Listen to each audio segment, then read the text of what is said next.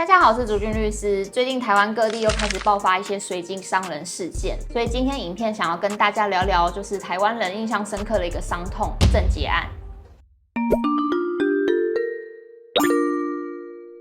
我们先讲一下郑捷案的背景故事好了。当时有经历过郑捷案的社会大众应该有个小小的印象，就是郑捷来自于一个不错的家庭，就他有一点小钱呐，所以法院在调查期间其实是有去深究探讨到底为什么郑捷会做出这样的事情。我们可能讲一下他小时候的故事。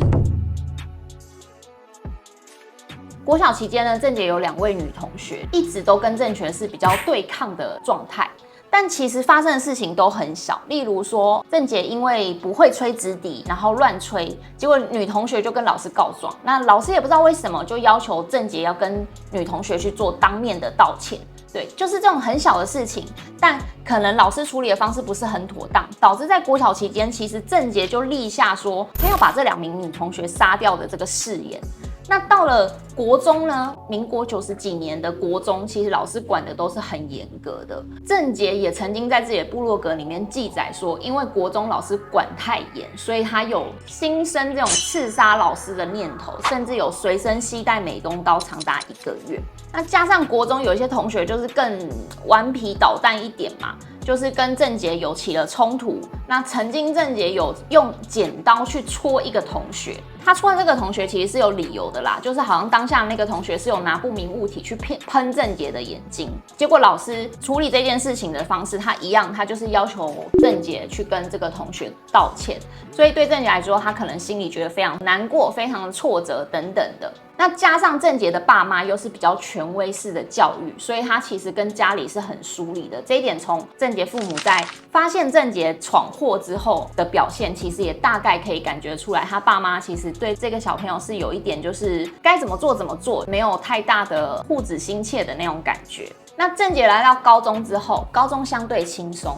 所以他在高中其实有交到蛮多朋友的。但郑捷在高中时期透过部落格，其实留下非常多跟杀人有关的日记。就是除了我们刚刚提到前述的一些童年创伤，郑捷都在这些部落格上面有做记载，并且在这个部落格上面，他除了叙述这些事情之外，他都会表示说自己非常想要杀死可能过往欺负他的同学，甚至除了这些他有仇的同学之外呢，他其实在部落格上也常常会有一些就是幻想他去杀害大众，骑机车去撞人啊，或者是什么如果我43岁没有消失了，我就要搞一场大的，我就要屠杀大家等等，就是他的仇恨开始不只是针对过往跟他有过节的人，可能一般民众他都会有想要杀害他们的心态出现。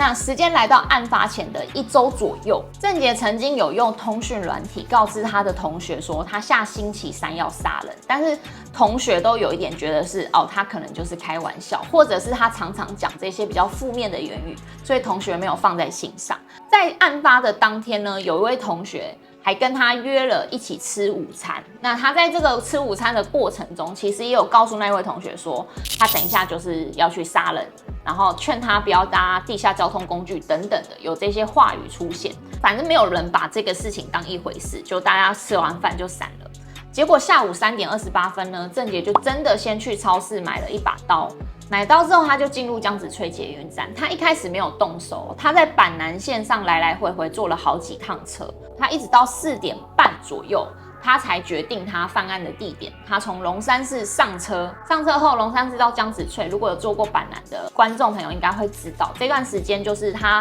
比较长，好像2到3分钟吧。郑捷就利用这个很长的时间，因为不会开门，他持刀砍伤大概25名乘客，其中有4名乘客死亡。那另外21名乘客都有大大小小的受伤情况。那后来列车到江子翠停车之后，他也下车了。他在离开月台来到那个闸门口之前呢，还跟其他乘客还有保全就是有发生冲突，一直到被压制，然后警察赶来才结束了这一场悲剧。我觉得他一定是有心理疾病，但是你要到免刑或者是减刑的心理问题，是要你会影响到你行为当下有没有办法辨识对错的能力。你要达到没有办法辨识对错，或者是你辨识对错的能力很低，你才有可能减刑或免刑。所以有很多人说什么我杀完人之后，我再来假装我是神经病，我就可以免死，我就可以不用受刑罚。这个东西真的是就是完全错误的观念。法院上怎么判断说你行为当下到底有没有辨识错误的能力？它其实最仰赖的就是所谓的鉴定报告。鉴定报告看你有没有精神疾病之外，它也会看这个精神疾病是不是有所谓的幻觉或幻听。它会影响到你的认知程度，因为你如果有幻觉幻听的话，你容易把一些不是事实的事情当作是真的发生过的。那除了鉴定报告，它还会看事发前、事发中跟事发后你的表现，来确定说你是不是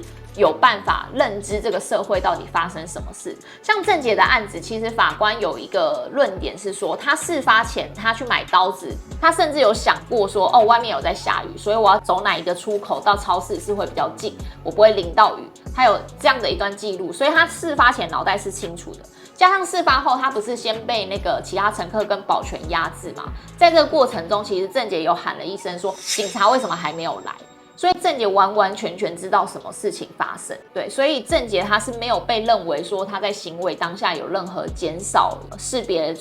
对错的能力的，所以他很清楚他在干嘛，他就被判了死刑。他可以被判死刑，不是一直有说什么2公约不能判死刑吗？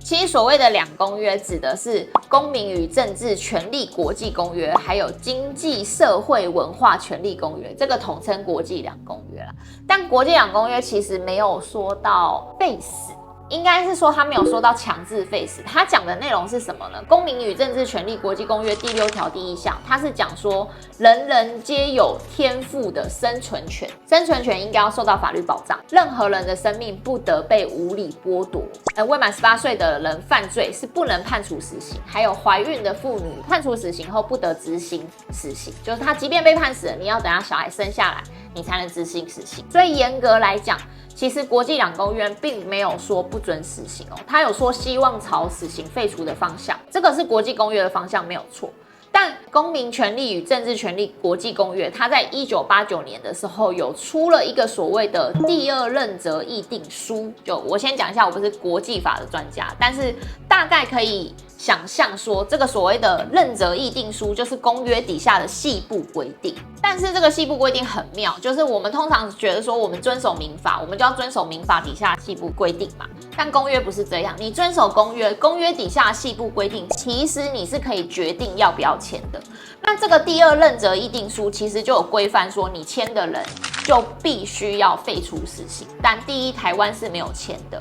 那其实很多大国它都是没有签这个第2任责议定书的。国际公约它本身有173个缔约国家，第2任责议定书其实只有90个缔约国家，等于说当中其实有80几个国家都是没有承诺要废除死刑的。台湾至少到这部影片拍摄前，我们看到的是没有签署这个所谓第2任责议定书。所以郑捷这个判决呢，他虽然肯定了2公约的存在，也认为死刑需要谨慎再谨慎，但他横着了郑捷的成长经历、人品、个性，还有犯罪当下等等的情况啊，他饭后的态度，重点我觉得是郑捷的饭后态度啦，因为他一直认为自己做的这件事情其实不是一个错误，就他就是想要这样，然后他也接受死刑这样子。所以郑捷他心里的认知跟他内心的特质，其实法院是认定他已经严重偏差了，他太危险了，他不可能再回归到社会了，所以才判处了他死刑。这件事情其实要看，就是行为人他到底主观上想要做什么，就是他内心的心理状态嘛。他到底是我就是想要杀了这个人，还是我只是想要给他一点教训，我只是想要让他痛之类的，会决定在你的主观。但主观这件事情，就是你后来问他，如果他聪明一点，他一定会说我没有想要杀害他嘛。所以他其实还是要用客观的发生的状况，例如说你的犯罪动机，你为什么会去做这件行为，还有你选择什么样的凶器，跟你具体行凶的过程，伤害的部位是不是会造成人命？就如果你刀子是往肚子上捅或往头捅，这个大家都知道，就伤到内脏跟伤到头，基本上就是你死亡的几率非常大。所以如果你是做这种事情，你就没有办法说你是伤害。那法官在郑捷这个案子其实调查了很多事情，就是包括我们说的，像郑捷的部落格里面其实有多篇他幻想他自己杀人，而且不是杀自己有仇的人哦，他有讲说杀谁都行，甚至他有强调过自己比较想杀陌生人等等的。还有郑捷的同学有出来证明说，郑捷其实他有曾经想要考过军校，但后来好像是因为体能不过关还是什么，他就没有上军校，他念一般的大学。那郑捷有跟同学讲过，他为什么想念军校，因为他想要训练自己的体能，还有军校取得武器比较容易。当然，这应该是郑捷自己的幻想啦，应该没有这件事。那医院的鉴定报告里面也有承认说，郑捷有坦诚自己是有所谓的杀人计划的。再加上郑捷当下使用的凶器是钛钢刀，那个刀法院的认定是说它非常的坚硬啊，所以基本上你拿来伤人的话是会造成非常严重的后果的。所以呢，法院还是认为郑捷是杀人以及杀人未遂。郑捷案它是一个悲剧。我们今天说这个案件，其实不是希望大家去仇视所谓的随机杀人或随机伤人。我是想要告诉大家的是，随机杀人它其实是一个很复杂的议题，它绝对不是靠死不死刑可以解决的。不然郑捷死刑啦，他也执行了，那为什么随机杀人或随机伤人还是不断的发生？其实这个才是大家应该要去思考的。所以今天影片就到这里。如果对于郑捷案有什么想要讨论或想要了解的，都欢迎留言让我们知道。我是朱俊律师，我们下次再见。